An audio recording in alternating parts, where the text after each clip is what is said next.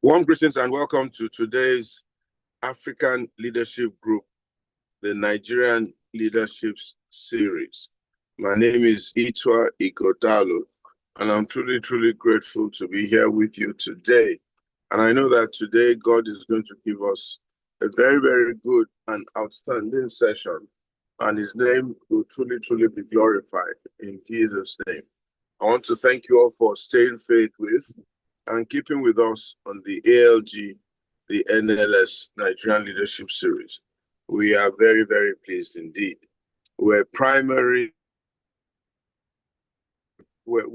group that is committed and dedicated to great and powerful leadership, not just across Africa, but totally across the continents of this world.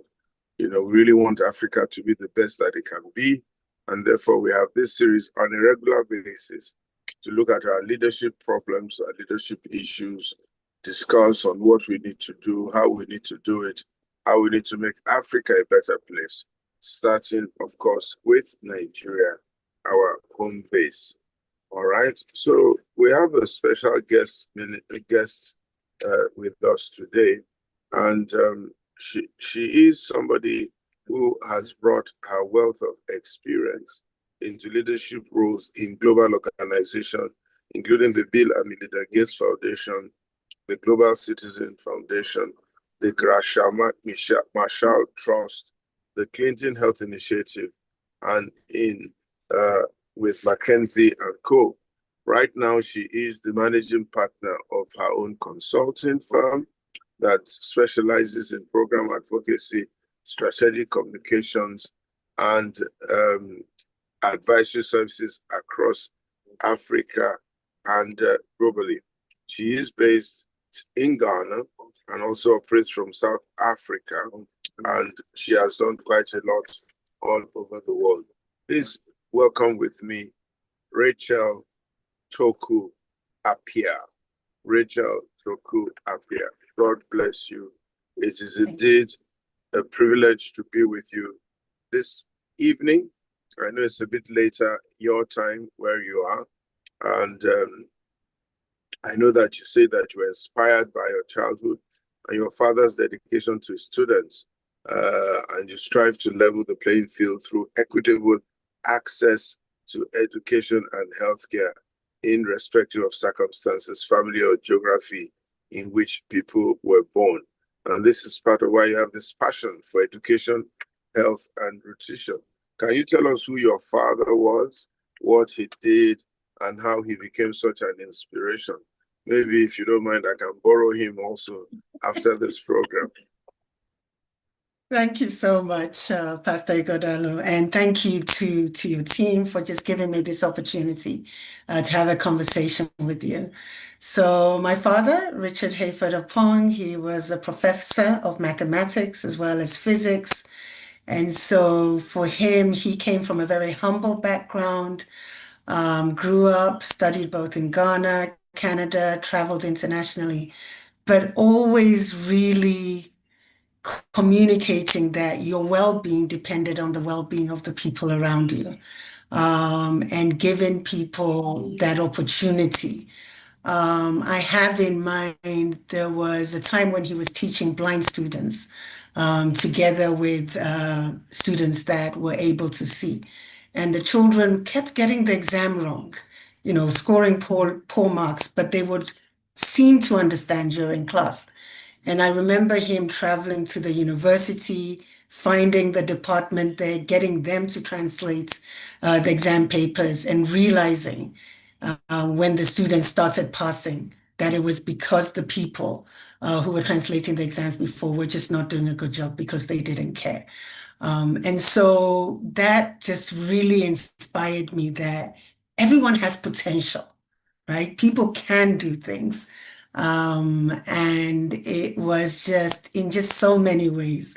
I could speak a lot about my dad, but in his values, in his actions, in how he raised us, 5 children, each one of us doing very different things, just supporting us to all fulfill our God-given potential. and be able to just contribute to the world. So that's who my dad was. Thanks. Sorry, I think you're on mute. Oh, sorry. Okay. Sorry. So that's the experience of people not having the information properly translated. So there I was mute and I was speaking. Yeah, so that's why I wanted to borrow your dad.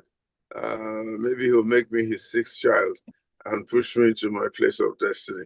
But it sounded a bit like my dad and my parents also, really bringing up children in a way in which they could stand on their own and contribute meaningfully to society.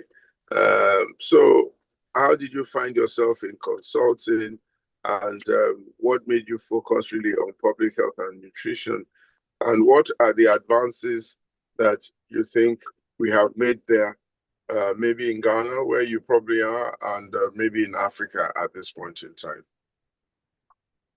Okay, so let me start off. My journey into this space was a little convoluted. I'm actually a microbiologist by training. So started off in Botswana. I subsequently went to Oxford. And because of my experience in Botswana at the time, with HIV levels being amongst the highest in the world, I was particularly interested in doing research on HIV, and looking into how we can get treatment options. But I actually struggled to find a supervisor and ended up having to do research on antibiotic resistance.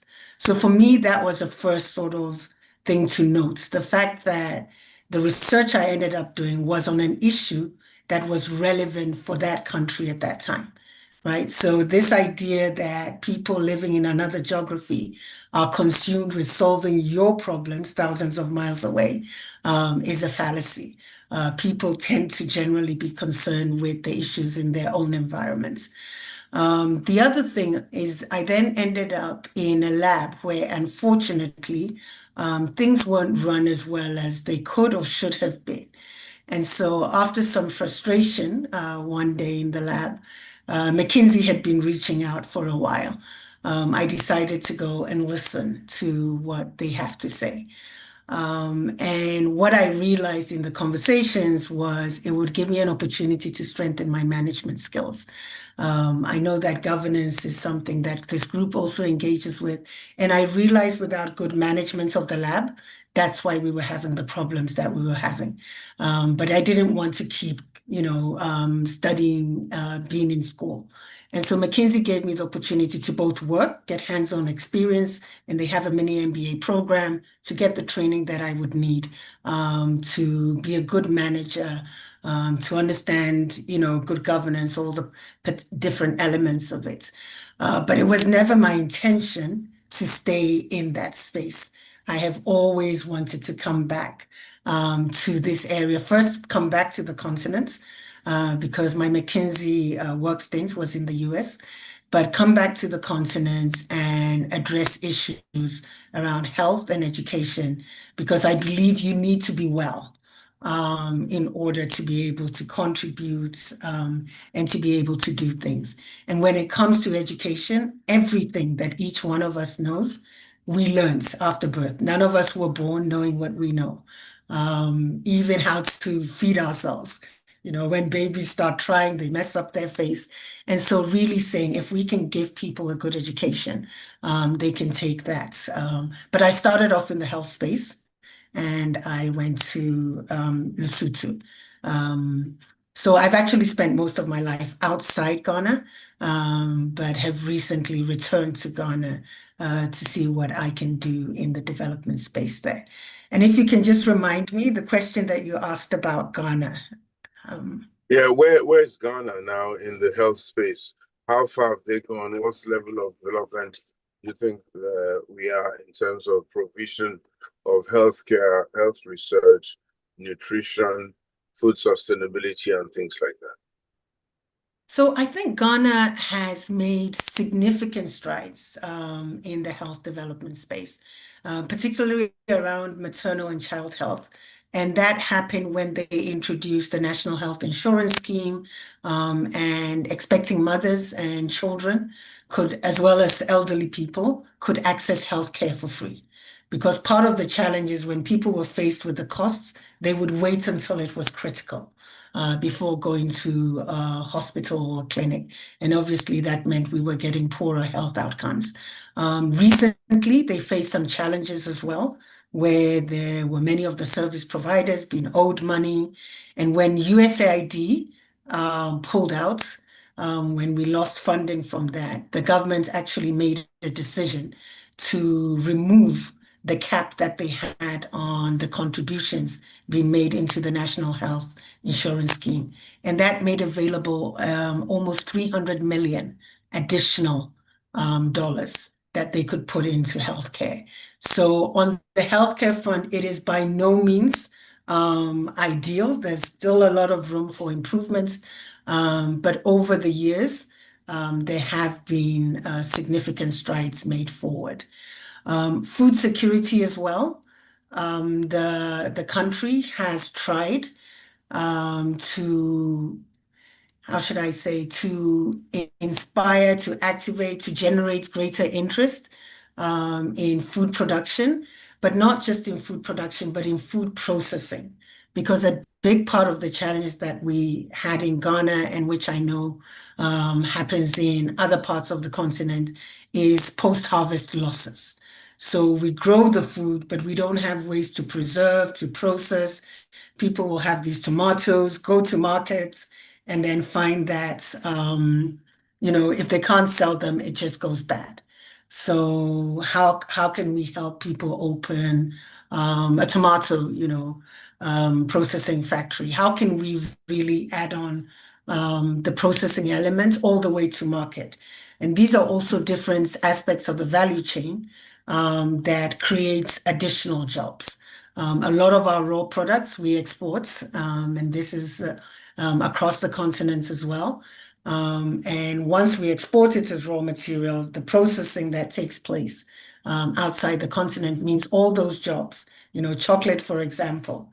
So the people that provide the milk elsewhere, do the little fancy wrappers, all that job creation is outside the continent before it comes back, and then we expect it to buy it at a huge markup. So they have made strides forward, but it has been challenging. The previous government had a one district, one factory policy, but they didn't get adequate buy-in from many parts of the population. And this is an area where, as RT and Associates, I believe, we can work together with governments to do a better job of how do we actually make citizens aware of government policies, understand, but also have a voice, right, in the designing. There's more ownership when you're involved in planning something than when it's being done for you. And you also know exactly what your top needs are. So I think on the ag side, there's been progress. There's a lot more to be done. But the country is making progress. And I think there are opportunities that we can have, especially if we move away from too much politicization of development and really bring it down to the people. Because sometimes a new leadership will come into power and be hesitant to continue what has started because they don't want the credit to go to the previous government. And that start-stop just leads to a lot of resources wasted and just no progress really. Because you start up 4 years of government, just as you're starting to do something, you may end up leaving governments. A new government comes and they go through the same cycle. So I hope that helps to answer your question. Thank you. Thank you very much. And that lands us very smoothly on what our conversation really is about today. And that's African partnerships for shared development, African partnerships for shared development. We all live in a continent called Africa, subdivided into West, East, Central, South, and North Africa, subdivided into subunits like that: West Africa, North Africa, Southern Africa, Central Africa, and of course, Eastern Africa. And in some parts, you look at the Horn of Africa. And I said recently when I was speaking in church that all those divisions are false divisions, unrealistic divisions, unintended divisions, unnegotiated, agreed divisions, especially by the Africans themselves. A group of 16 European countries plus the United States of America sat around the table in 1884 in a city called Berlin, far away from Africa, and divided Africa among themselves as they liked. So, for all I know, Nigeria and Ghana, plus what you may call Cote d'Ivoire, Togo, and Benin, were probably all one homogeneous unit. That's why you have cocoa in Ghana, you have cocoa in Nigeria, you have cocoa in Cote d'Ivoire, because the oil, the soil, and the atmosphere are more or less one and the same, and so on and so forth. But in between Ghana and Nigeria, apart from the jollof rice issue, are two little countries called Togo and Republic of Benin. They speak French, they act like French people, they have different cultural heritages, but quite a lot of them speak both Ga, Fante, Yoruba, and things like that. So the Benin Republic stretched as far as to the border tips of Ghana. The Mali Republic stretched as far as the Songhai, and so on and so forth in those days. So what is the situation from where you stand as to why Africa is where Africa is, and why Africa keeps remaining where it is, and what do you think we should do as African and as the African continent to see how we can stop exporting cocoa beans to import chocolates? I'm a pastor, and one of the things that really, really bothered me, let me use that word, I was traveling about 6 or 7 months ago, or maybe a year now, and a lady in my church was saying, Pastor, I hear you're traveling to England, you're going to London. Please buy me chocolates, buy me chocolates, buy me chocolates. I said, oh my goodness, you should be the one selling chocolates to the world. And as you said, all that value chain, gets lost. So Shibajo, the former vice president of Nigeria, my good friend, was speaking at somebody's 80th birthday recently, and he made allusions to this, that we lose a lot of the value, we lose a lot of the money. So we export at $2,000, we import at $15,000, the same product that grew in our backyards. Even here in Nigeria, we're even worse. We up until Dangote opened this refinery, we produced oil from the ground, we exported it to Europe, excuse me, and then we imported petrol. I mean, and I was shouting in church, I say, who does that? Who does that? Who does that? What do you think? How do we have a partnership for shared development in Africa? I think you've hit the nail on the head when you say a huge part of our problem. So we have these resources and a huge amount of resources, but we sell them for a song.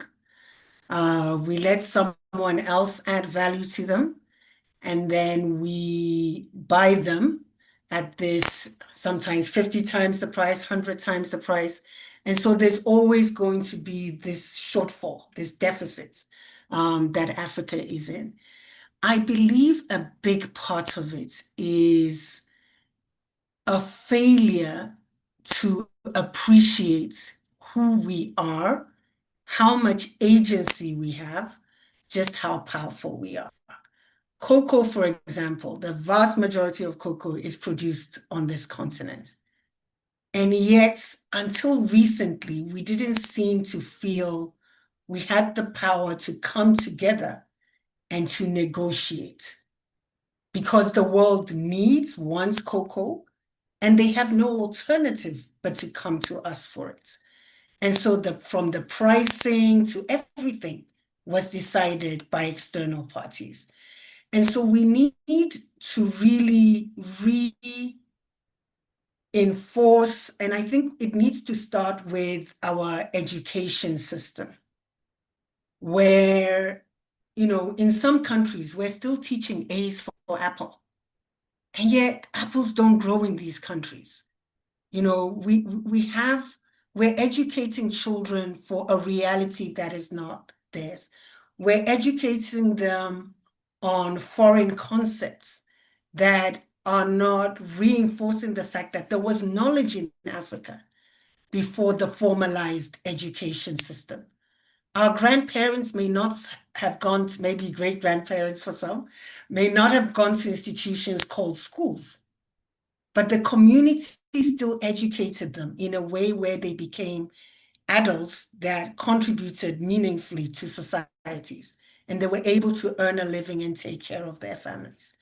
So if we don't have faith in ourselves until we start believing we can and we do have agency and we do have power, we're going to continue to step back and look to someone else to do that for us. You know, just an illustration, language, right? You know, Africa is the only continent where most of our leaders on the international stage will speak English. The French heads of states will speak, you know, French, German will speak German, Chinese. But in Africa, when our leaders speak, if they dare to make a mistake, we are the very first people to laugh at them and say, this person can't speak English well. And yet it's not their mother tongue. Why do we look down on our own languages? And so this is where I feel fundamentally there's a lot to be done about the mental space in which we are. We do have a lot of resources. Even the fact that for our development, we feel that someone sitting in Seattle, in DC, in London, you know, we can't design good development interventions without them.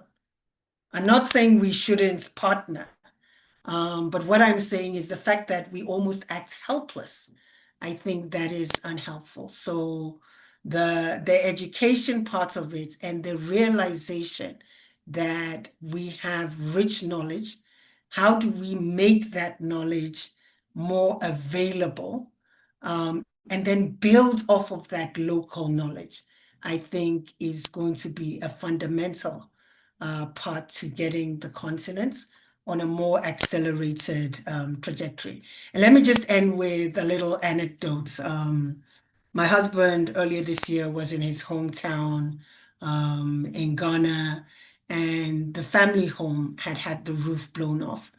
And so he said to me, we need to fix this quickly before the rain start because the house is made of clay and I don't want it to be badly damaged. And I was taken aback. You know, I've been to that house, it's painted, I didn't realize it had been made of clay. And as we spoke, we went back to the fact that the reason our grandparents used that material is because it kept the house cooler during the day, warmer at night.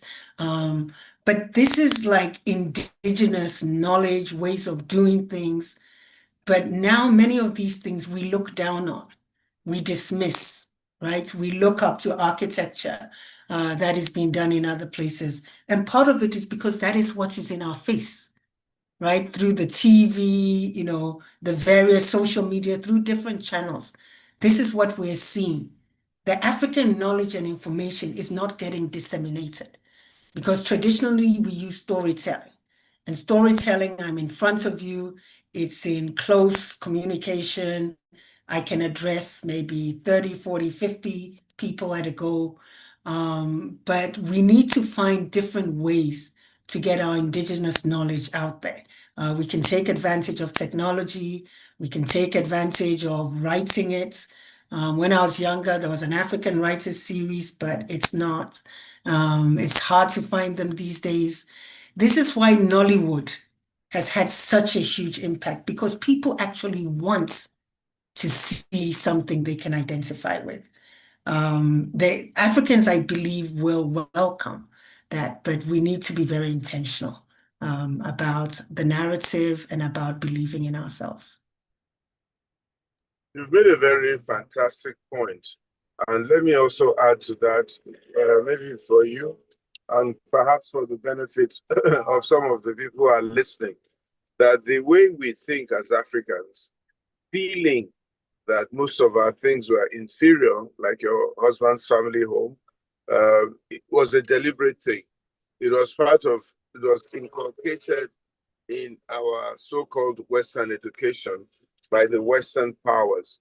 It was even an act of parliament that was passed in 1837 or so by a gentleman called um, Sir MacArthur or something like that. Sorry about the noise. I'm in the middle of traffic. Macaulay, Sir Macaulay, in the British Parliament. And he says that these Africans are so smart, they're so resourceful, they're so competent. He says we need to let them think that everything African is inferior and everything European is superior. And therefore, they taught us even history and geography from a European narrative. I don't know about you, but they told us that Mungo Park discovered the River Niger, that the Clapperton brothers were the ones who discovered the confluence of the Nigerian River, the Benue and the Niger, that the Landa brothers were the first persons to do this and the first persons to do that. And when our Oba in Benin, Oba Overame, revolted and got angry and said, this is unacceptable and all that, they made him look like a villain and they captured him and they exiled him,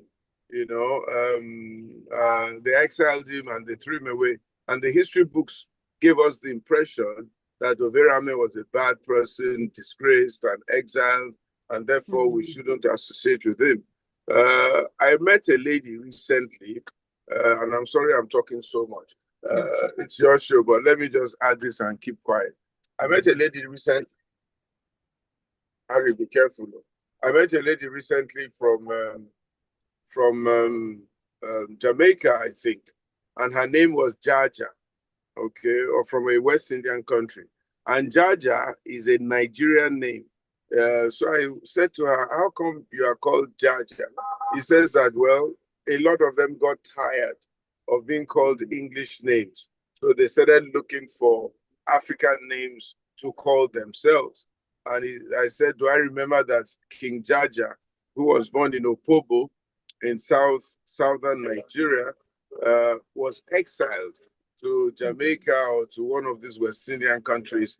And therefore, a lot of them have an attachment to Africa through this King Jaja. And some of them have taken on that name even as a family.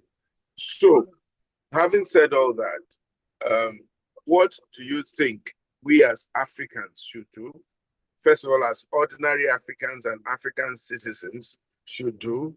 And what do you think we should compel our leaders to do to build up Africa for partnerships so that we can actually develop Africa and speak truth to these European powers? A lot of the time they come to us with IMF. Most of those solutions are not really designed to emancipate us. They're designed to keep us wanting to depend on them, to depend on the dollar. I was trying to go to Cape Verde just recently for a friend's birthday, and I discovered that I have to go up to London, okay, to go to Cape Verde via Portugal. And it was going to take me all of almost 36 hours, extremely expensive, with an 11-hour layover. So I said to my friend, I just left it. I wasn't going to go through all that struggle, Then I asked my PA, my chief of staff, I said, where is this Cape Verde, by the way? Where is Cape Verde? I was thinking that I knew it was somewhere in Africa, near Africa, maybe Southern Africa, Angola and all that. It turns out that Cape Verde is just off the coast of Senegal, okay? And Senegal is just a short away from Lagos, So I'm saying to myself, why do I need to go to London, go to Portugal before I go to Cape Verde? Those are the vestiges of colonialism that make you go up to France before you go down to Togo, go up to wherever you want to go before you go down to Ghana, and so on and so forth, So what do we do, my dear sister? How do we make sure that we don't argue anymore as to which jollof rice is better? Nigerian jollof rice or Ghana, and just say it is African jollof rice or West African jollof rice? Yes, I think it starts with each one of us recognizing that we can make a difference. There's something that we can do. Um, I remember I like to use anecdotes sometimes to make things a bit clearer. When I arrived in Oxford, I went out with a group of other Rhodes Scholars, and when we finished the meal, they split the bill. And it was a little high. And just before I arrived in Oxford, I had passed through Ghana, seen a young girl, maybe 7, 8, selling salt in the marketplace. And that was at a time when this child should have been in school. I mean, salt is amongst the cheapest things that one can buy. And the fact that this child was probably helping her parents to sell something so they could get money, to look after her and the family, it hit me somewhere deep. And so when I looked at that bill we were about to share, I said, oh my goodness, this money could have paid to keep this child in school for a year, I'm pretty sure. And I was talking to my mother about it later, and she said, please don't starve yourself. Do what you can. So if we allow ourselves to be overwhelmed, if we just look at, oh, where is Ghana today? Where's Nigeria? Where's the continent? All the statistics, we may find ourselves becoming overwhelmed. But there is something within our space with the knowledge that we have that we can do, even if it's just the education, right? My daughter at some point was going to one of these international schools here in South Africa, and I was just having a conversation with her about Nelson Mandela and some of South Africa's apartheid history. And she did not know. This is a child going to high school in South Africa. And I asked her, but you're doing history. And she said, it is world history. And my question to her was, is South Africa not part of the world? Why would they not teach you South African history? So it's to say and so I spent time educating her on the history. I told her about this challenge with the history books and people saying they discovered a continent. So I'm using these examples to say, even if all you're doing is educating someone or educating a group of young people to believe in themselves, to understand that they're smart, as a child born in Europe, as a European, as a Chinese person, and that they can equally accomplish great things, to be able to tell them the stories that they're not hearing. That is something that people can do. So I think for me, it's to say, let us do the little things that we can do. But then in order to achieve the big things, we need to be very intentional about coming together. Because the way we were operating before, or the way we've been working, has not gotten us the development we want.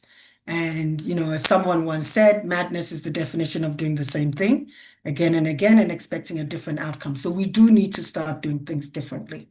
When I was working in the HIV/AIDS space in Lesotho, there was a child who moved from first line antiretroviral treatment to second line. And we required 2 bottles of Calitra. We were ordering them from India. The pharmaceutical company did not even acknowledge the request. It was just not worth it for them to send it. The cost of shipping alone, these 2 bottles, were just not worth it for them. And so they did not even acknowledge. We had to reach out to South Africa, put our order in with them because their volumes were higher. Even the whole HIV space and getting the ARVs, the cost reduced because it was extremely expensive and affordable only to a few. A group of people came together, including some alumni from McKinsey, and went to negotiate with the pharmaceutical companies to say, if we are able to aggregate the markets, if we can work with the different countries and be able to say, these are the quantities that are required and be predicted in a way that helps you with your manufacturing line, you will have greater volumes and therefore you'll be able to afford to charge less. You'll get, yes, a smaller profit margin, but the volumes will make up for it instead of selling only a few at a huge markup. And so this is the way that it happens. So as a continent, we have such huge negotiation power, and we're not using it. The systems that currently exist are designed to make it easier for us to continue to trade with countries outside the continent. It's a little more than a few years ago, there was a calling tool online called Skype. And I remember that when I called the US, it was 1 cent a minute. When I called Ghana, it was something like $1.60 or so, but basically more than 100 times the cost of calling another country in Africa, right? So I was in Botswana at the time. Calling Ghana was going to be about $1.60. Calling the US was going to be 1 cent. So even in terms of speaking to people as you're negotiating, as you're doing business, you can imagine what your communication costs were going to be working with your fellow African versus working with someone outside of the continent. So it's the same with the flights. It's the same with so much of what is happening when it comes to business, that for now, it feels a bit easier. It's faster sometimes to fly outside the continent and come back than to go across the continent. But the issue is, if we don't go through that, if I can call it the pain of change, it's not going to change. If we don't actually say yes, it's easier for me. We used to fly, we travel a lot. I stopped shopping outside the continent unless I absolutely needed to. Because I'm like, people travel for all these meetings and we spend all our money. Why can't we spend on things in our continent? Right? I mean, we have free organic food. When someone goes, people will pay so much to go to an Italian or French restaurant. But if they go to an African restaurant in DC, they will start complaining, hey, Gary, why is this Gary so expensive? Just common Gary soaking. So we don't want to appreciate the fact that, yes, it's Gary, but this Gary flew there on a plane. This person is paying rents in DC. Like, the markup will be different from if they're selling on the streets in Ghana or in Nigeria. So without that being intentional about supporting ourselves, supporting our businesses, helping each other, without coming together, I fear that it will take us forever. And so just one final sort of anecdote. South Africa has quite a number of refugees from different parts of the continent, one group from Somalia, South Sudan, and many of them start and they end up owning these corner shops. And people wonder, how do they do it? What they do is they come together and rent a little space. One person might not be able to afford the rent or to stock it up, but they all contribute. And as it's growing and doing well, then they take the profit and they get another one. So in the end, they will all be able to own one. But with many Africans, we all want to do things on our own, right? And so if this person came here and tried to do everything on their own, they would take forever to save up. So in closing, we need to work together. We need to recognize that we can negotiate outside the continent, whether it is even this IMF or, first of all, IMF or anyone else, but we need to do it as a group. And that is what I think will help us. And let me, Yeah, sorry, I if you know, don't mind. I know.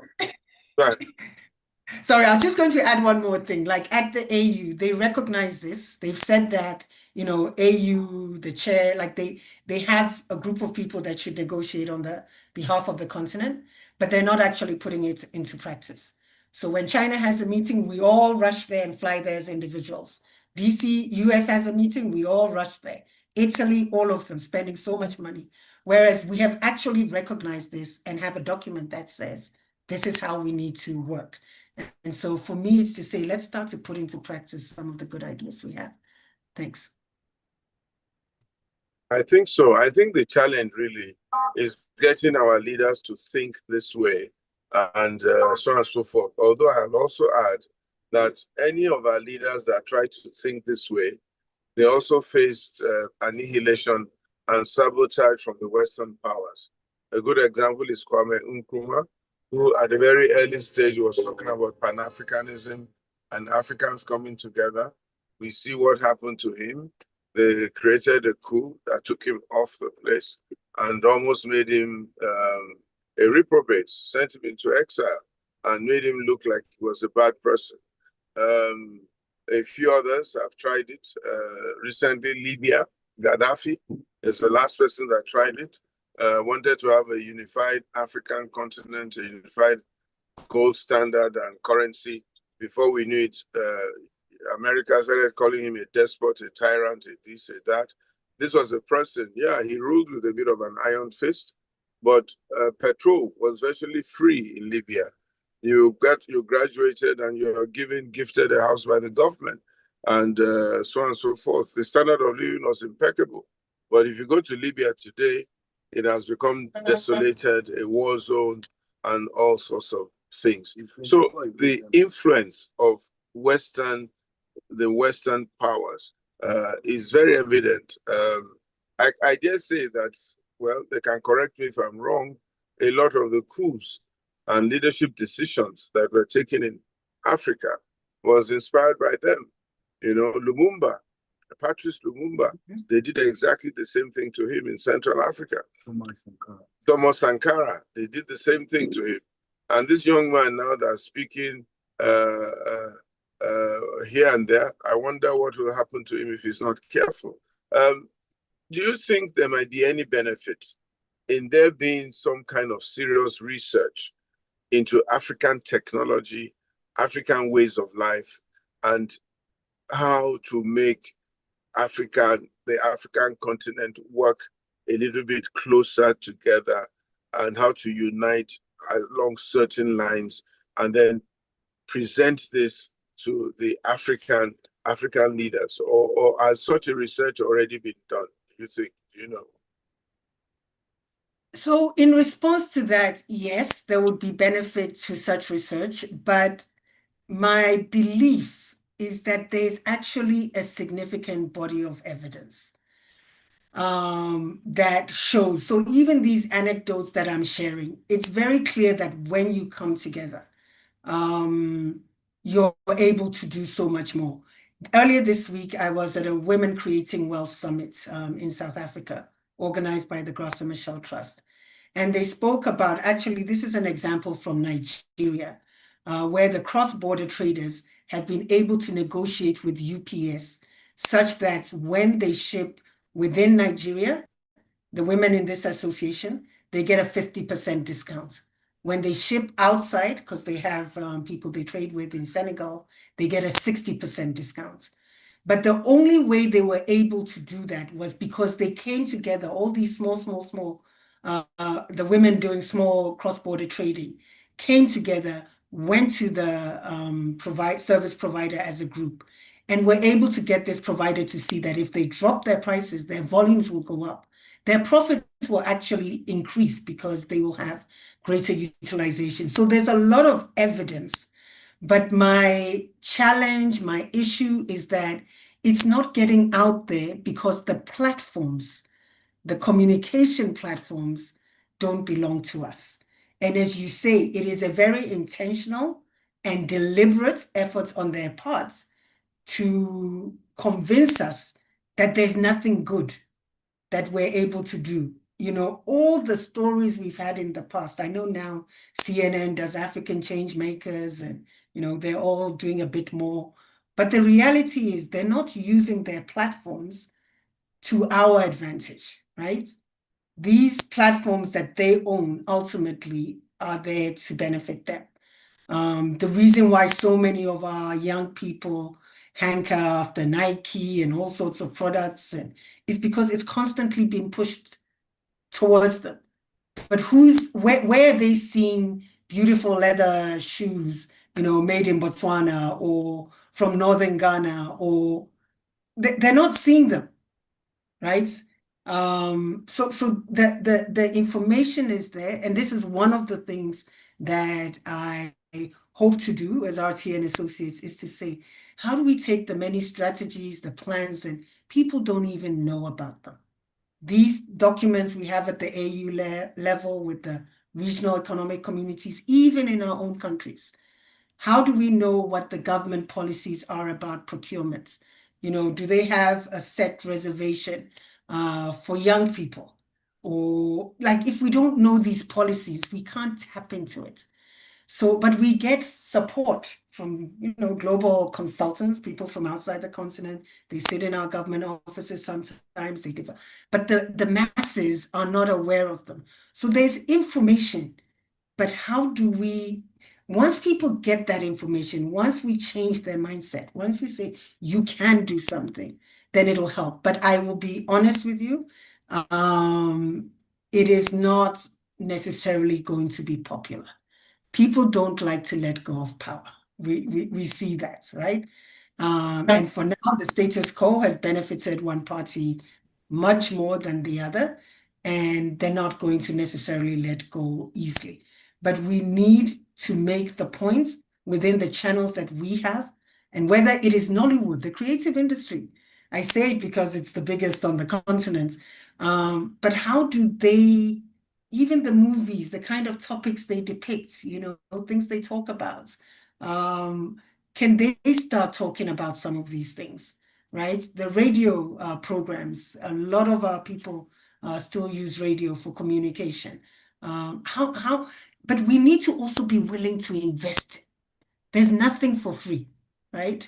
And so if we don't want to invest our own resources and we want someone else to do it, sure, they will come, but they also have their agenda and what they want out of it.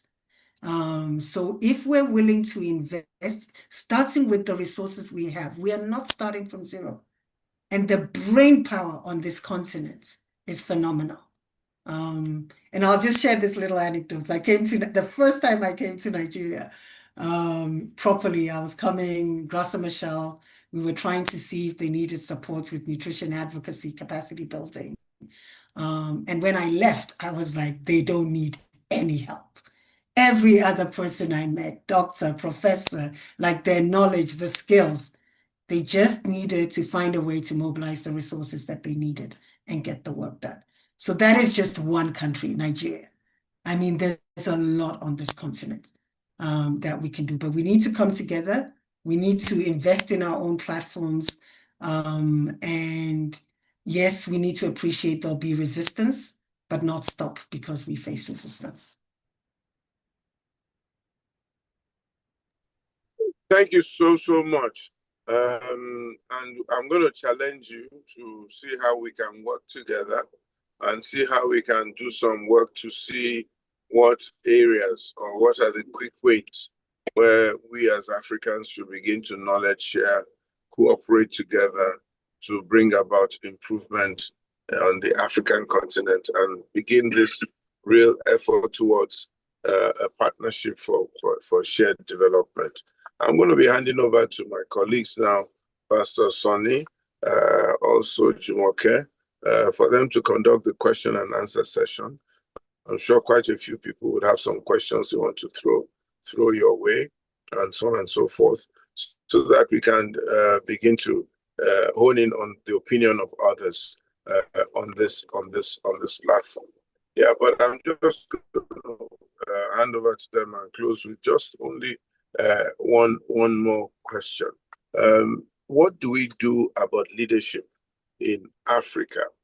How do we work towards getting the right kinds of leadership that we need, even within the political context and economic situation that we find ourselves? A lot of the time, I don't know, I think Ghana is probably a bit better than Nigeria in terms of your advancement in following the practices of a true democracy. But in Nigeria, we're still a little bit behind in that area. And some other African countries, some of the oldest presidents in the world in Africa, 92 years old, 89 years old, years and years and years, and they keep changing the constitution to suit themselves. In it, there's a benefit in long-term good leadership. There is a benefit in good leadership for the long term, but it can also be very disastrous if it is bad leadership for the long term. What do we do? How do we ensure we get the right kind of leadership in Africa? I just want to know your thoughts, and then I'm going to ask Sonny and also Jumoke to please follow up and take the questions. Thank you. Thank you very much. Thank you so much. Thank you. So basically, for me, we need to start young. It's easy to bend a tree when it's still a sapling, when it starts growing. If we wait for it to be fully grown and it's got its trunk, it's practically impossible to bend. And so we do have a group of older leaders whose ways are not easy to change. In order to get a good generation of future leaders, we need to start them young. One of the ideas of the African Leadership School that was started by Fred Swanecker, I know that was the intention.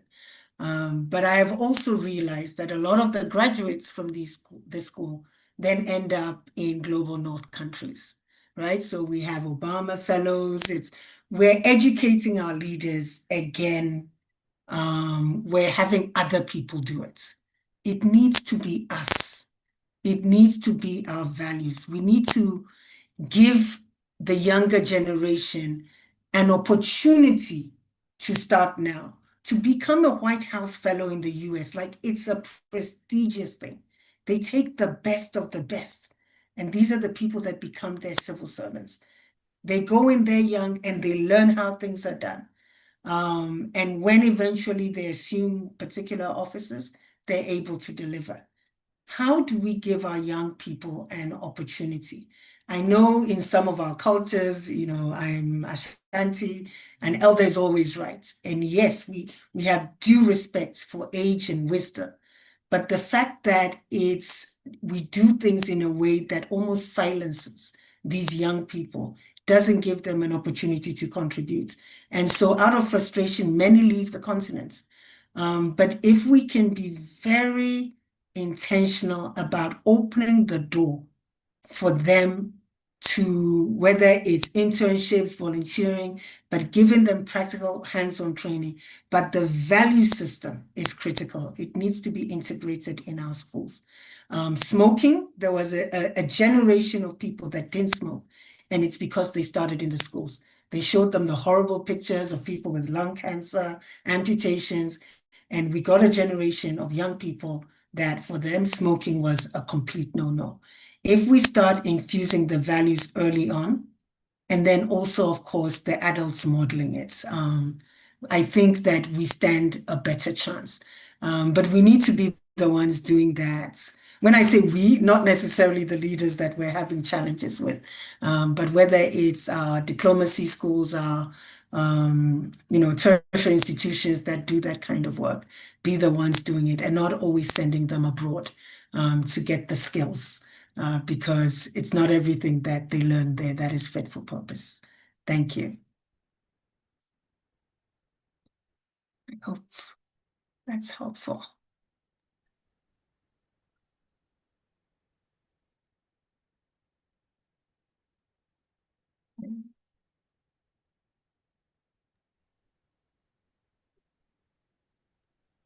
Okay, do you want to take over the Q&A, please? Yeah, Pastor Sonny is here. I don't know. Hi, Rachel. Thank you so much. I knew you were going to blow this out the park. Very interesting conversation. Thank you for doing this. Pastor Sonny is on. Pastor Sonny. Yeah, Jumoke, I'm driving. Go ahead. Okay, Sorry. okay. Thank you. So the way we usually do this is we have we take the questions in 3 sets, and then you can respond to it as a batch. We have only 2 hands up now, and I would also help take note of the questions. in case you miss any, but I'm sure you won't miss any. And then we'll take the next set of questions as well. So I'm going to ask Pastor Funke to please ask her question. You all know the drill. It's about 1 minute for us so that we can take as many hands as possible. Pastor Funke, please go ahead with your question, ma. Hello, good evening, Mrs. Appiah. Any relation of the actress Jackie? Are you related? Okay. No. All right. But we live near each other in Accra. Okay. All right. Thank you so much. I really like the perspective you're bringing in, and I think more of the Africans in politics have to rethink, because what you're saying is actually asking for another revolution, because we have to go back to where we began. You know, the British system, for example, they have the backup. Somehow they have not removed the monarchy. And I know that they're doing that because after everything that they call themselves as British fails, they have the monarchy to fall back on. We have kept our monarchy, but with huge disrespect and disdain. And we need to go back because there was a system before these people came in, and nobody is really thinking about that. And I think even in the political parties that we have to redesign and rewrite and we do something that will encourage our language. And I want to give it to us Africans. You know, first of all, when you're born, there's a language you learn, and then you have to learn another language for education. It's really, really a milestone. And it's no surprise that we beat them. You know, they look at us and they say, you know, what's the spirit of excellence? Because there's a lot to start thinking in another man's language. That's number one. Number two, I Pastor was Funke, reading about. sorry, we are up on time. If you don't mind Yes, just just rounding up a with your minute question, for we this are because it's very sorry. important. Okay. Okay. I was studying about Mansa Musa and the way it brought in civilization and the height and the greatness. And I saw that Songhai, another neighboring country, attacked him to the point that what Mansa Musa built came to nothing. Why is Africa fighting Africa? That's the second question, and you know, something that we can discuss. Thank you. Thank you very much. I'm going to ask Auntie Yemisi, please go ahead and unmute. Thank you so much, Jumoke. Thank you, Professor Appiah. Miss Ransom Kuti here. Very delightful presentation. Thank you so much for giving us that broad perspective. My question is around something I heard earlier today. It's a World Food Day, so you're really speaking at a very, very opportune time. And the MD of Olams, which is one of our big agricultural food producers here, was saying that Nigeria, I don't know what's happening in Ghana, but in Nigeria, we actually produce enough food to feed the country. But the challenges is mainly around logistics, storage, cold chains, you know, the roads, transportation, and stuff like that. And that the government itself should come in and offtake the harvest from farmers, because often the you know, whatever is produced is lost because those facilities are not there. You know, they should offtake from farmers, build grain silos and stuff like, focusing on FDIs. We're all running all over the world looking for foreign direct investment. We're not focusing on local direct investment, focusing on the businesses that are actually doing very well here and leveraging them, supporting them to actually grow more effectively. How would your organization and, you know, Nigerians, the rest of us, advocate for government to look inwards and support these local businesses more effectively, more robustly? And piggybacking on that, ensuring that we educate our citizens about this process so that we prevent the backlash from the citizens like what's happening to companies like Dangote. People think, oh, the government is supporting Auntie, can we round off, please? them. It is something that is not, yes, just the last few words. It's been preferential to those companies. Thank you. How do we do those two things? To support the local businesses more effectively, condition to focus on the young ones and catch them young. Thank you once again. Thank you. Thank you.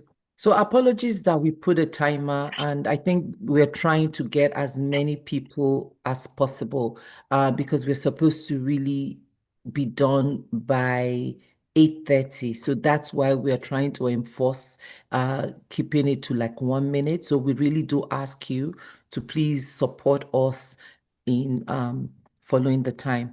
I'm going to start this. May I ask Professor Grange to please go ahead and ask her question?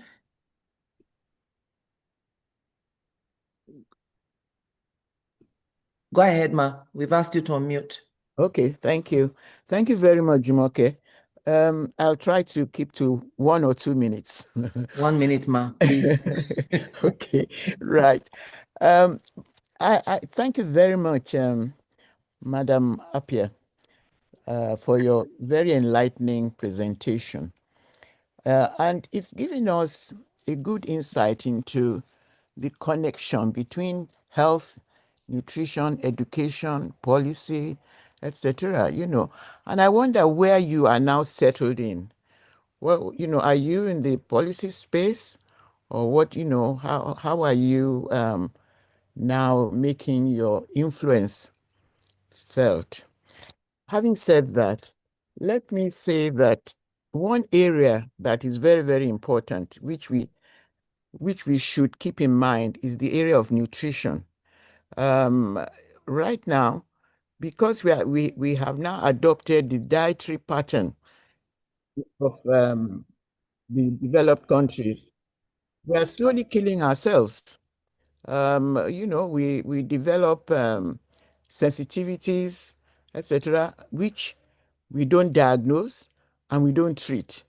And for example, the food that we normally used to consume was mostly fermented, and that was better for our own micro, as you know, for the bacteria in our gut.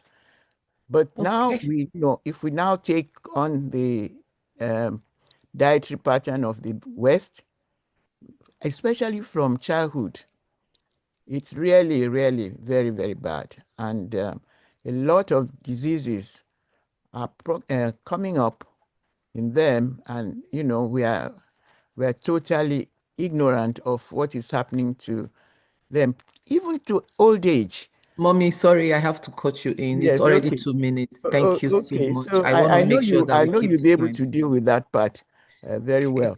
So I will leave that part to you. Thank Okay? you. Thank you.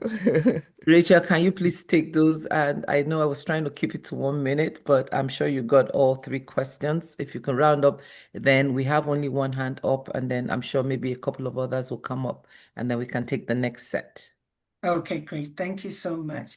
So, Pastor Funke, taking your questions, thank you. I actually feel that when you talk about the system of governance and then you reference the monarchies, it's exactly what I'm saying about our indigenous knowledge. We had ways of doing things that were working, but we have dismissed them. We have been made to believe that it doesn't work. Meanwhile, the people that made us dismiss our systems and undervalue them have retained theirs in a form that still gives them authority. So I definitely think we do need to look at that, especially when it comes to development. I know that when kings, when chiefs, when they get involved, whether it's around immunization programs, it's about particular community projects, the people rally around. And so we need to look at how we can make the systems that we have and which were working until they were disrupted by foreign entities. How do we take what was good and build on that. So definitely, I think, but it's again the knowledge, the information is not there. Many of our young people don't know these things and they're growing up in urban settings.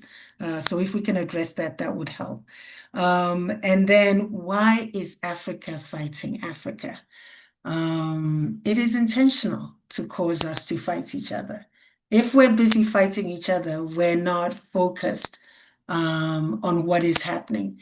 Many of our, resources are being looted while fighting goes on. The case of DRC is a very painful one that has been going on for years and years.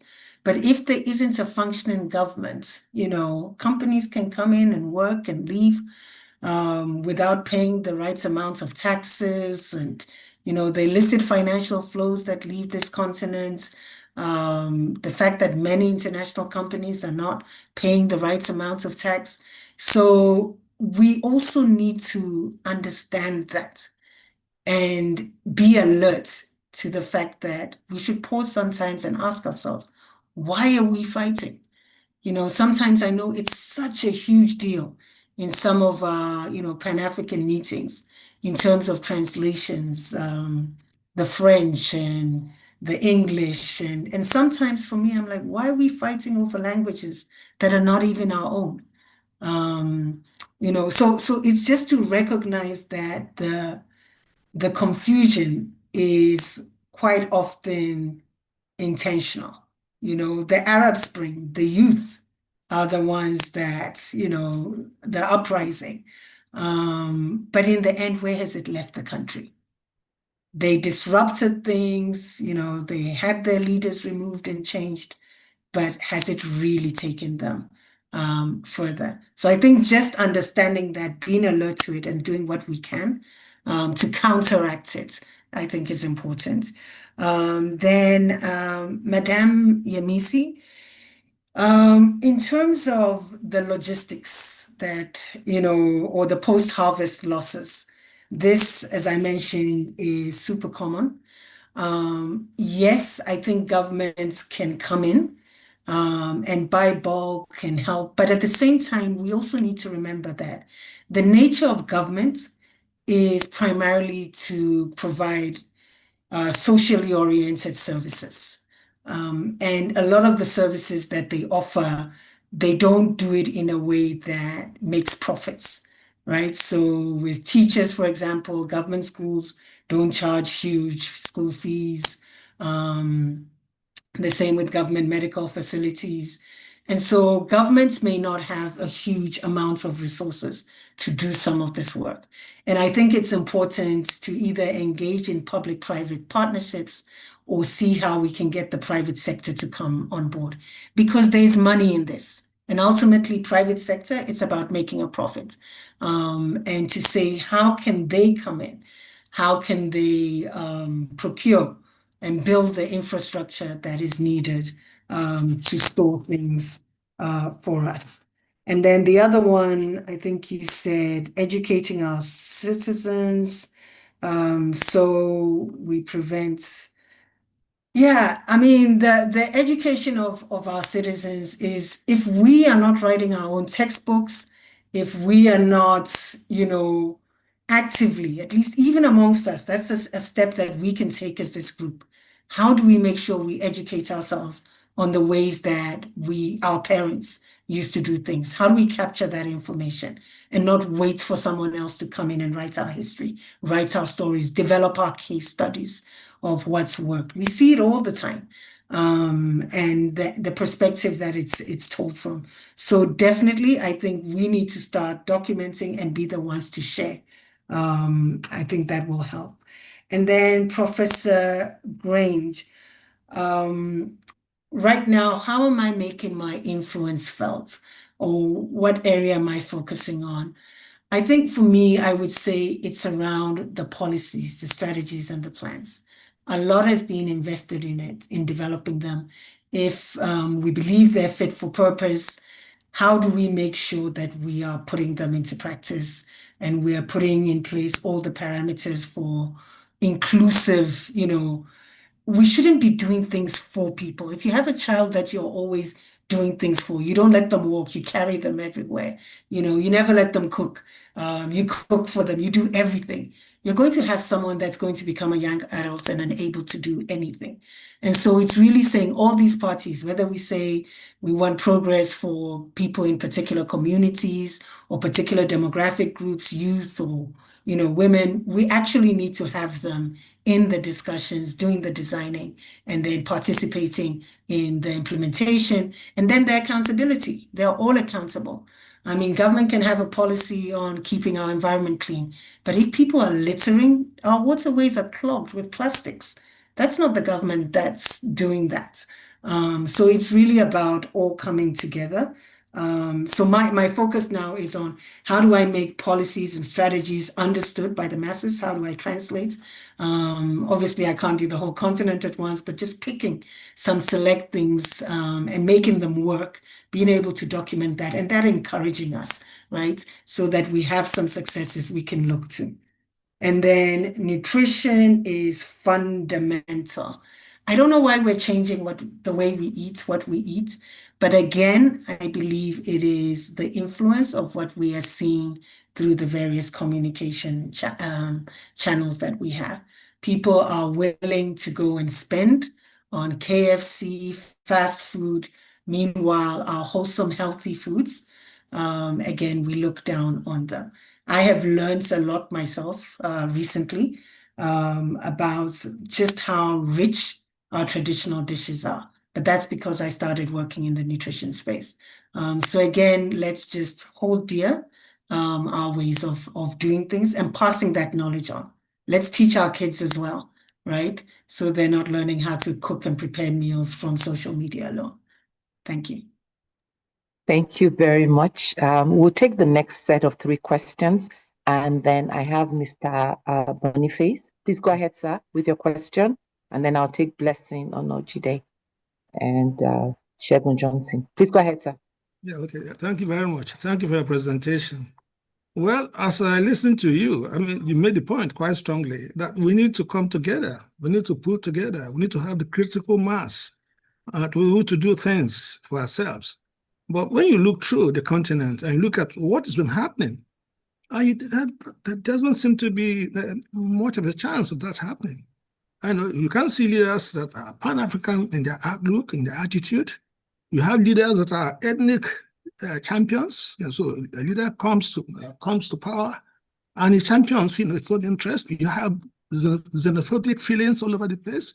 Nigerians have been chased out of South Africa, even Ghana, they've been chased. And so you have also of crisis. So, how then it can't come together. We don't have leaders that can think Pan-African. And what's the chance? I said, so I'm pained when I think about this. So I hate to sound this way, but I think that it's really a long work for us. Thank you. Thank you. Thank you very much, sir. Appreciate you keeping to time. Go ahead, Blessing. We've asked you to unmute. Thank you very much, ma'am. Good evening, everyone. So I'd like to start from us emancipating ourselves mentally. Like, it's good to point at the government does this, government do that. What about ourselves? We judge, some of us, we define ourselves by these foreign designer things, designer bags, even designer foods. And we define other people by that.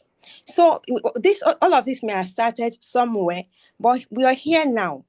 We know what the problem is. Let's begin to free ourselves and teach our children to do the same. And then about the connectivity that Pastor talked about, isn't it possible for the president, the leaders of the country, the African countries to come together to say that, can't we have this airport rather than going round and round? Is that a forum? Because I know that people talk, for example, Professor Lumumba has been doing a lot of talking in Africa. So I don't know if there's a forum for the presidents to come together and begin to think about things like this. And then finally, on food security, I'm a food technologist myself and a fellow of the Nigerian Institute of Food Science and Technology. So there's this problem of the industries, the food industries, not having professionals in place. And then there's something I found out lately, because of social media, everybody's trying to educate the next person. One way to solve food insecurity problem is to have the food processed. Like the speaker rightly said, for example, raw tomato to tomato paste. But there seems to be this defamation of food processing, and everybody coming to say you have to eat fresh foods. But we cannot keep them. So if we have to have food security, there has to be this balance of, yes, there is production and there is food processing. It's not all bad. If you get food professionals to work and have the food industries, I think we'll be able to go forward in that. Thank you very much. Thank you very much. I'm going to ask Mr. Shegun Johnson. Please go ahead with your question or comment. We've asked you to unmute.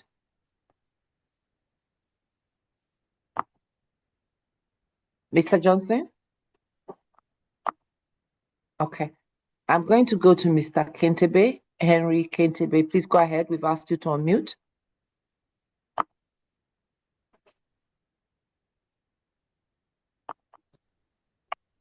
Hello, Okay, Mrs. go ahead. Appiah.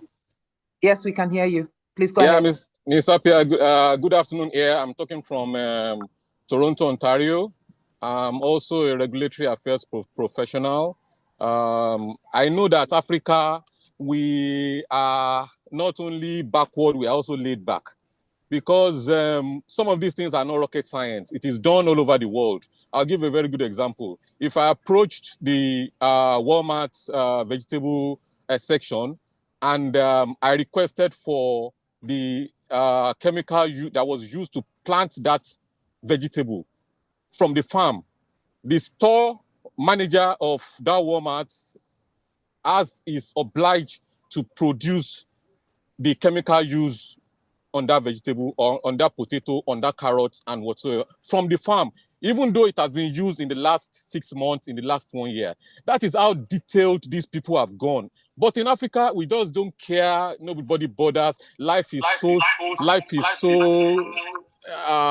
undervalued, you know. So if you are to advise Africans, you know, particularly Nigerians, because when you listen to the Nigerian I listen to the politics of Ghana. I know that you guys are way better, way advanced than the Nigerian politics. If you are to advise the Nigerian politician, particularly this area of just like the other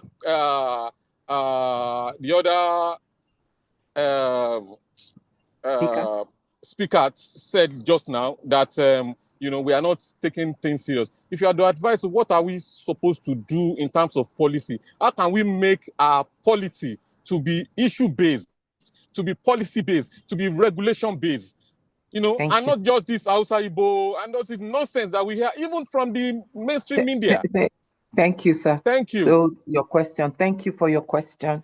I don't know. I saw Mr. Johnson's hand up. If he's back, you had unmuted yourself. Please go ahead and ask your question if you're back in the room. Mr. Shegun Johnson. Unmute. We've asked you to unmute.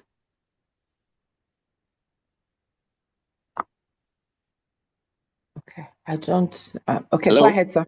Yes, we can hear you. Oh, thank you very much. Mine is a very straightforward one. Thank you for a good presentation.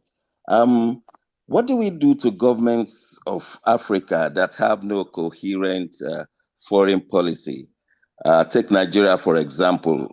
We don't know our foreign policy. Therefore, it's difficult for Nigerians in diaspora to help with Nigeria, which way to go. We don't know how to relate with the governments of our various countries because we don't have a coherent foreign policy. Also, we don't have ambassadors as of today, after 2 years of administration of Tinubu. So no diplomats, no senior official ranking diplomats, no foreign policy, and therefore diasporans can just do whatever they like, even where they are willing to help. Maybe the presenter may help us in this area. Thank you very much, sir. Over to you, Rachel. I know most of the first two were mostly comments, and so you can chime in. We took 4. So over to you. Thank you so much. Thank you. So, Mr. Boniface, thank you for that comment. You are right. We need a critical mass what I would encourage is that we don't look at the huge problem and get overwhelmed. A journey of 1,000 miles starts with a single step, or alternatively, little drops of water make a mighty ocean. So if all you can do is produce one little drop of water, it matters. So do what you can, and if everyone is doing that, it will add up. Blessing, you are right. We need to emancipate ourselves mentally, because defining ourselves by realities that are not ours is obviously problematic. You asked about whether we can have a forum where presidents discuss some of these things. It exists. It's the African Union, but we need to invest in it. So what happens at the AU is a lot of the projects, a lot of things for them to get off the ground, it is foreign parties. We're waiting for the EU, for other parties to, and when they come, they're going to pick and choose in terms of what they put their resources in. So when we discuss, if we're serious, we need to put our money where our mouth is. In terms of don't eat processed food, life is all about balance. Too much of anything, even if it's something good, ends up becoming bad. So yes, some of the food will be processed, and we need to do that under proper regulation, make sure that it is healthy, but balance it with fresh foods wherever we can as well. And then Mr. Henry, yes, you're right. A lot of things can be done. They've been done before. It's not rocket science. This is why I'm saying that how do we make policies, how do we make strategies understood by the general population? We use a lot of acronyms and terms and things that people are not necessarily familiar with. How do we even translate them into local languages? I remember the former president of Ghana, some of the citizens used to say, "Oof, when he speaks English, we don't understand him," right? It's a very English, British accent. So how do we take the things, government wants to do and just make it understood so that people can engage? There are things sometimes we may not have thought of. When they're able to engage, they can help to strengthen it. Have I answered everyone? Mr. Shegun, I think. Sorry, before I move to Mr. Shegun Johnson, advising Nigerian politicians. You know what? I think the challenge, and it's not just Nigeria, it's also the kind of politicians that we elect, right?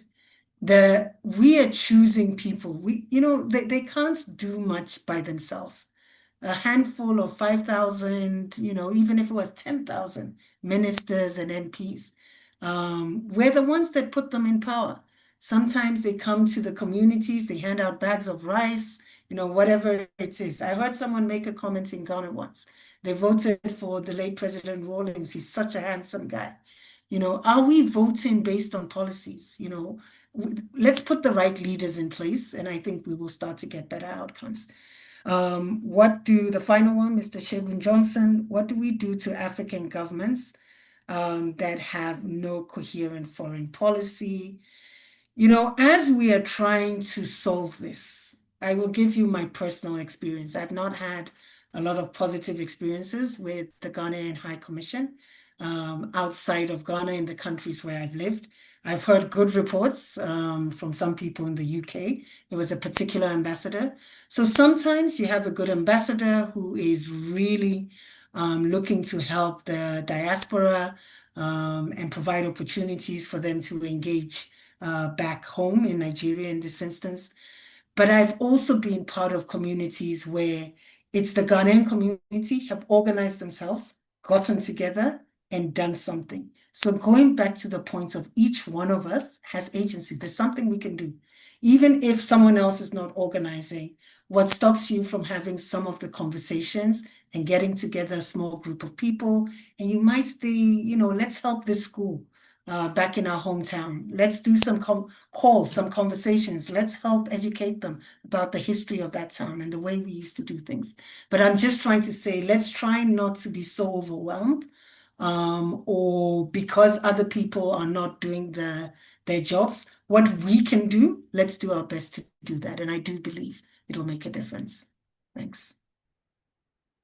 I hope I Thank got you to all of them. so, yes, I think you addressed all the questions and comments that were on the floor, and I don't see any other hands up. So I'm going to ask you to please give your closing remarks, and then I'll take some announcements and then bring up Mr. President to close. So any closing remarks from you? Yes. Thank you so much. I mean, this has been a great opportunity for me to just engage, to hear from Africans, to hear your willingness as well, your interest in making our continent a better place for all of us. And I think in closing, what I want to remind us is, as my mom shared with me, do what you can. Everything you can do that is positive will make an impact. Even if it's one child that maybe you can support, with their education. You might not be able to support the entire village, but just one thing that you can do, pick that one thing and work on it. You will be amazed how you inspire others. The other thing is we need to put our money where our mouths are, right? We talk a lot about governments, but certainly in many of our countries, the sectors, people work in the informal sector, they're not paying taxes. We want the government to build good roads, as a taxi driver, but we're not paying any taxes. So we do need to put our money where our mouths are. We need to invest. When we are buying things, when we're saving our money, in countries abroad, it's available there to the businesses in those countries then to do business. How about our own country? So just, let's put our money where our mouths are and invest. The other thing too is seek knowledge, seek information, right? Our continent is a rich continent. You know what? If we didn't have the level of resources we do, people wouldn't be as interested in us. Why wouldn't the IMF leave the continent alone? Why do people actually want to give us loans? There's a lot that we have here. So seek knowledge. Let's talk to, friends, family, talk to elderly parents. Just try to get that knowledge. And let's share that knowledge as well. Let's not keep it to ourselves. So seek knowledge, indigenous knowledge, and build on it. And in the final thing is partnerships, work together, right? So two heads are always better than one. Just talk to each other. You have an idea, talk to your neighbor, talk to your friend, call, you're in Canada, someone that's in Nigeria, partner with them, and see how you can make a difference. And I believe if we each do what we can, our continent's going to end up in a better place. Thank you. Thank you so very much. If you want to go far, go together. If you want to go fast, you go alone. And I like your closing comments on that. Educate yourself, and not just in the classroom, but on forums like this, taking responsibility for your own sphere of influence, what you have been gifted to do. How do you present that? How do you use that to build your community or your little village, and then just lay your own brick? So thank you for your time here. I want to also thank Payelsa for the introduction, and I know there's probably a whole lot more that we're going to do together with the Africa Leadership Group. I'm just going to take a couple of announcements and then bring Mr. President up to close. So thank you to everyone that completed the expression of interest for our Youth Leadership Governance Development Program.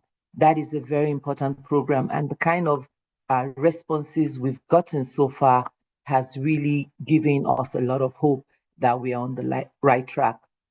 And the program is really to develop the youths at the grassroots level to have the right skill sets and the knowledge to be effective administrators at local government. So we will be rolling that program out January 2026, but we have a pool of about 20 fantastic, highly placed, high net worth individuals that have stepped up. And this is part of what we are doing as Nigerians, as Africans, like transferring knowledge, helping build the next generation of responsible, ethical, and accountable leaders. And these programs are free, so they are volunteering their time.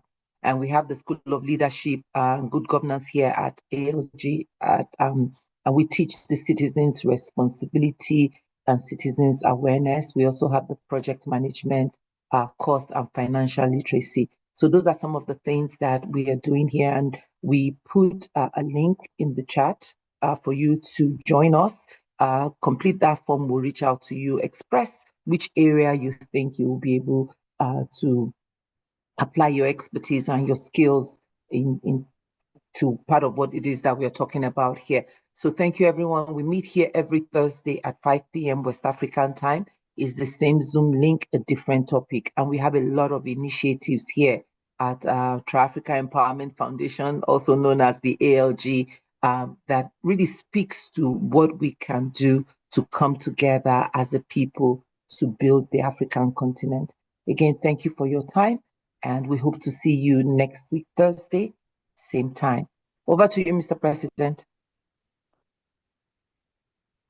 Well, thank you, everyone.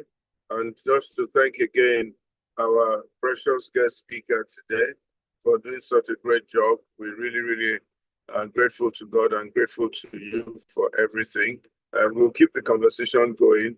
We'll find how to get together and meet and then see how we can further deepen this conversation. I want to thank all those who took part and all those who asked questions. Thank you so much. God bless you. Jumoke, thank you very much. Sonny, thank you also. Olu and Faye from the back office. I am extremely eternally grateful to you. And I thank the technology that makes this event possible. God bless you all. Have a very good evening and enjoy the rest of the week and have a very, very wonderful weekend ahead. See you same time next week on Thursday at the African Leadership Group. Africa is truly going to be great again, and definitely Nigeria will be very, very great again. Thank you. God bless you. See you all soon.